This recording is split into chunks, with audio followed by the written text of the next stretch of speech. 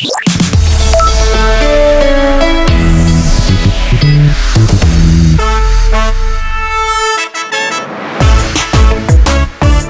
thousands of years, Australians have been looking up at our stars, observing and interpreting star positions for their daily life. Today, Australia has one of the world's highest rates of light pollution per person. However, as part of International Dark Sky Week, Dark Sky International encouraged governments and institutions around the world to demonstrate their commitment to helping to protect our heritage of dark skies and promote community-friendly lighting.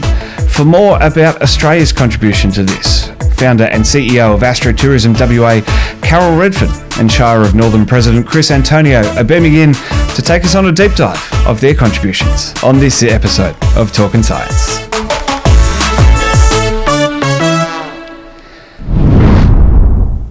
Welcome to the show, Carol. Chris, thanks so much for your time. Carol, let's start with you. What is Astrotourism WA and why are you champions of Dark Sky Week? Yes, look, it's been a fantastic week. So I'm on a mission to make Western Australia the stargazing capital of the world. And part of that is to make sure that we're protecting our beautiful night sky above.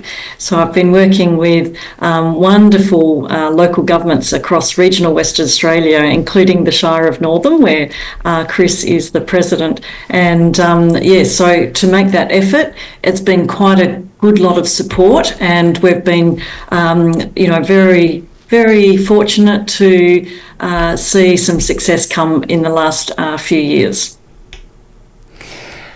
And being born and raised in Perth, I know the answer to this question, but what makes WA a great place for astrophotography and astronomy seekers in general? Oh, it's just so good. It's because we're quite unique. Well, we are unique in the globe or on our planet Earth. Perth is very isolated. In fact, it's the most isolated capital city in the world that is on a continent. So all of our light pollution is basically concentrated in this one tiny little space in our beautiful big state. It means that we've got just, millions of square kilometres of dark sky out there that is really good, very attractive for astrophotographers and people with telescopes to come and look at the southern hemisphere night sky. But it's very important that we take these steps to protect it, to make sure that we control light pollution and make sure our asset is beautiful for the years to come. Chris, why was the Shire of Northam keen to make an official statement in support of this cause? Carol came to us, and Carol's a fantastic person. So we're going to be part of this because we are one of the places of the state that doesn't have a lot of light pollution, and just our location, and we've got clear skies most of the time.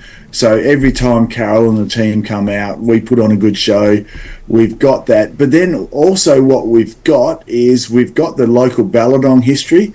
So there's up to $60,000 years of history there. So not only do we get the European version of the stars and the constellations, we also get the Balladong history, and that adds another layer. So it's good for everyone to come along. So you've got local and tourists alike, and there's a lot of people that are in favour.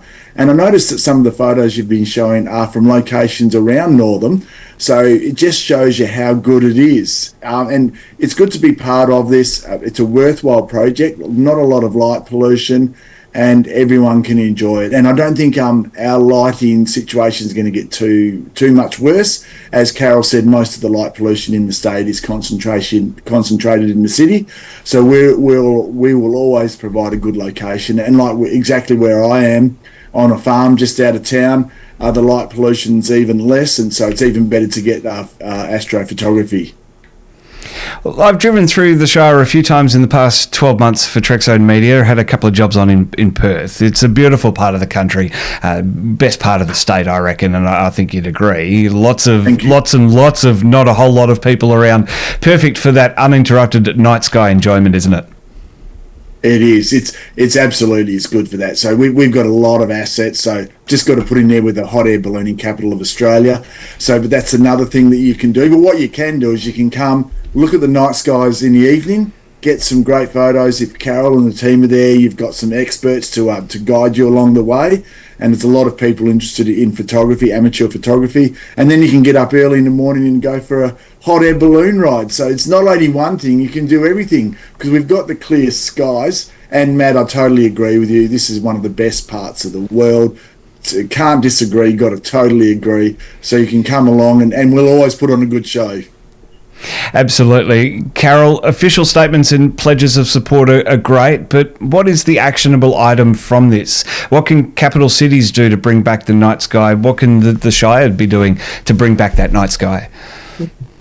So over this last, it's been about 7 years now with this project called Astrotourism Towns, and with the support of the Shire of Northam, we've been able to speak with our main power company in Western Australia called Western Power. They're now flagging dark sky initiatives and smart LED street lighting as potential game changers for lighting going forward for our residential streets. So as part of their strategy, they're now hoping to procure for want of a better word, a dark sky approved street light that local governments will have a choice to choose that. It'll be a shielded light that will be the right colour temperature, and they're two things that really improve the darkness of the night sky. And we'll be able to, with local governments being able to choose that particular street light, which will give the light on the ground where we need it, but it'll point it down, and it'll also be the right colour temperature and make sure that no light is heading up into the night sky, and we'll have that view of the Milky Way for many more years. So it's been really exciting, and with the Shire of Northam and about 16 other regional local governments have all contributed with these proclamations to International Dark Sky Week to celebrate that amazing week for the night sky, but also back up that support with really amazing help to secure ourselves the right type of street light for the future years. And I can see our state maybe in 20 or 30 or 40 years. I think that it will become darker. The domes of light that we see from our towns and from our mining sites will reduce, and I think we will, see a reduction of light pollution from our state. I'm pretty lucky here at the Trekzone home office where the streetlights outside have been broken for a couple of months, and I have flagged it with the council, but they haven't fixed it yet. I think I might actually cancel that service request. Great idea, Matt. Love it. Well, Carol, next year you're hoping to get the Department of Biodiversity, Conservation and Attractions on board, as well as the WA Planning Commission. You mentioned Western Power as well. It's this whole idea of providing those councils the tools to be able to do these things. It's all well and good to sort of talk about it, but I find that a lot of the bureaucracy is, if we can have a way forward, then it's much more likely to happen. That's right. It's really quite difficult, especially when you're dealing with organisations, government and non-government, that are really big. Like finding the right person to talk to is really critical. That was a big challenge, getting us this far with finding those right people to, make sure they understand about light pollution and how we can affect change. And it's really that fundamental change, affecting change where we can have a big impact, and that's what we've been working hard at, and having the right type of street lights really going to set forward a great path for us. It's amazing. And I find this as well with the general public, the communication efforts with the general public. It's often a hard one to get through to people that this is a good idea, and just because we've been doing it this way for so long, we should move on to this way. I've been involved with Trekzone Media dealing with waste recovery at the moment, and that's kind of been a bit of a thing for some of our clients in communicating that and seeing that with people. Why should we bother with our green littered bins and stuff like this? It's very similar in this regard. Just because the streetlights can shine up on everything, they don't need to do that. They just need to be on the ground, pointing the light at the ground on where we're walking or we're driving. That's right. It's and it is a pollution. I mean, it's termed pollution, light pollution, that kind of creeps up on you without knowing. Slowly, we lose that view of the night sky, and I've seen, visitors. Even, I was out in Northam just this last weekend and engaging with a number of visitors who had not much idea about the night sky, but when you're pointing out something to them, there was that realization that it's something that they can't see from where they are. I mean, largely, there are a lot of people who live in brightly lit cities. So when they come out and see that Milky Way for the first time, they're absolutely in awe of it. It's something that they've never seen before, because gradually over the years it's just been disappearing from view as we increase this light that we're shining up into the night sky. Was really exciting to see the reactions. Even people who have never seen a satellite before. I mean, that's a whole different type of activity in the night sky that's having its own impacts. But for people who have never seen the International Space Station cruise by overhead before, they are really enthralled with it. Chris, for you, are we going to see any changes in Northam to streetscapes and urban centres in the months, years ahead? Yeah, I think so. It's great to hear what Carol's saying, and it's quite right. It's an education process. So not only have we got the benefit of retaining and reclaiming some of the light views, is it can actually be cheaper. So if you get the right lighting and it points downwards, as we upgrade, we can make sure that it's cheaper to run. So it's actually cheaper for all the ratepayers. So there's a double benefit to it. So that's a part of the education and part of our ongoing process. And that's what we want to be part of. And I love hearing Carol say, like, educating people about, they don't know what they don't know. They don't know that they're missing out on our beautiful sky, our night sky, our beautiful views. For me, as you can see, I take it for granted. I've got the photo in the background and I've got this view every night. But I love going out there, and it's good getting the reminder from Carol, going out there and having a look, and you can get some photos. But then we've got to let everyone else enjoy that as well. So our ongoing process, we'll upgrade over time. It'd be great to see state and federal government grants for all councils, because then that can speed the process up, and that's part of the education and the advocacy. And then we can retain and reclaim our night vision and make it cheaper for all ratepayers. And that kind of leads perfectly into my next question, Chris. Here's the shameless plug for you. What kind of accommodation is on offer in the Shire if people want to come out and check out the night sky? I'm guessing that they can stay in the Shire and just be lying on the bonnet of the hire car and checking everything out. That's definitely. So they can do a couple of things. They've got great accommodation here. If I can plug, so we've got the Dome, the Farmers Hotel. So that's like a 5-star hotel, so boutique hotel. And then we've got the Rec, and we've got the Riverside. So we've got a number of local pubs and which have all sorts of accommodation. We've got B&Bs, Airbnbs, breakfast B&Bs, and then there's lots of camping spots around if you want. Whether it's a hire car or your car, you can go out anywhere. You can lay on the bonnet, or even better, if you want to, you can park and then walk up the top of one of the hills. So if you like that sort of thing as well. And then if you come during September, as you know, Matt, we've got beautiful canola. So you can see the daytime in the balloon or on the ground, see the beautiful yellow. And then at night, if you haven't got hay fever, hopefully you can see all the beautiful night sky. What's really interesting for me is that I've always driven through the Shire, because I've always been on that road trip beyond Perth and heading back east over back here to base in Brisbane, to home base in Brisbane. So I think next time, instead of stopping on the last night into Perth, it's stopping in Northam. I think that's a good idea, and you've got to encourage a lot of people to do that, because I firmly believe there's a lot more to see and do in the country areas. You can go to a shiny city anytime you want, but you can't afford to miss out on what we've got on offer, and there's a lot to see. And thanks to Carol and Carol's newsletters and information, it opens your eyes up.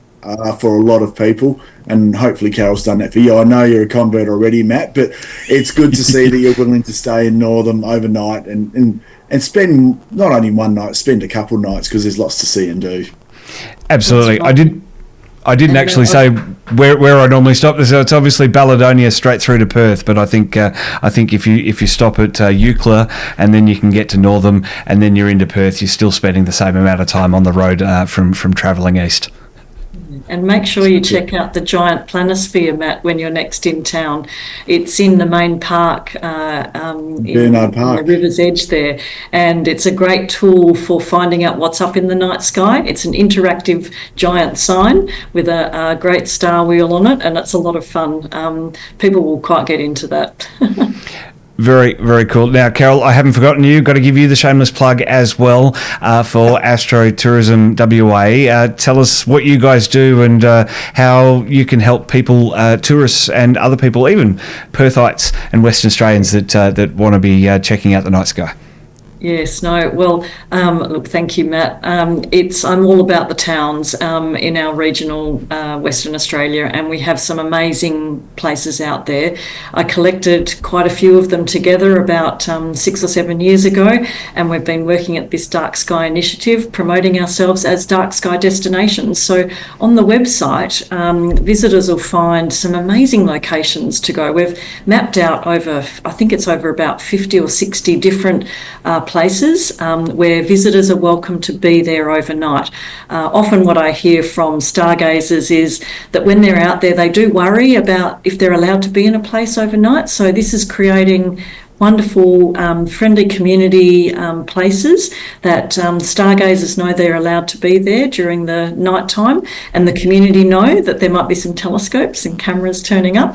I can't imagine the conversations that will happen into the future, but it's terrific. The website links back to all of the visitor information that any visitors and tourists will need, like, for instance, where to stay or where to eat, all of that type of thing too. So utilising that good local information, mixing it with dark sky, where to go and how dark the sky is, and what the opportunities are in all the different places. The one that I love out of the Shire of Northam is the Glenfield Homestead Ruins. They're on a road just west of Northam, and you can stand, there's a little pullover on the road, Catrine Road, where you can park your car, and from that fence line you can take the pictures of this old historic ruin, homestead. It's beautiful stone, so on a night where there's a quarter moon or something like that, you can capture the colour of that stone beneath a beautiful Milky Way, sort of in about that April time. So fantastic locations, and that's one of my favourites in Northam. I love it. Carol, Chris, Carol, your passion especially is infectious. Chris, your passion for the area as well is equally as infectious, and I'll be back there later on this year to catch more stuff. But for now, I really appreciate both of your time to deep dive into astrotourism, the efforts to bring back the night sky, especially in Northam. Thanks for your time, guys. Thanks Thank you very much. Well, daily science and space stories with an Aussie flair, plus a deep dive into the science or space headline of the week, and the occasional science fiction podcast. Like, follow and subscribe for more. Membership available to help us do more, like head over to Northam and check out the night sky, thetrek.zone/support. This is Trekzone's Talkin Science.